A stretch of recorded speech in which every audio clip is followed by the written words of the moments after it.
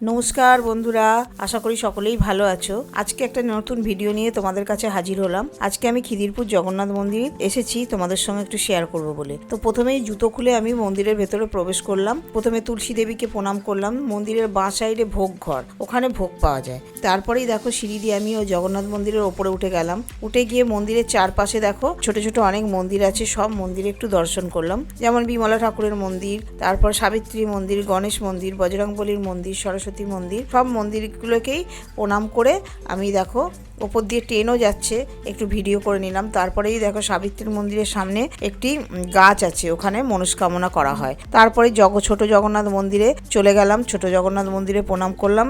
তারপরেই সব শেষে শিব ঠাকুরকে প্রণাম করে জগন্নাথ দেবকে আরতি করছে সেইটা দর্শন করলাম। আরতি শেষে আরতির প্রদীপ বাইরে রাখা হয়েছে, আমি সেখানে তাপ নিলাম, তাপ নিয়ে আমি বেরিয়ে আসলাম। এই ছিল আজকের ভিডিও। কেমন লাগলো কমেন্ট করে জানাতে ভুলো না।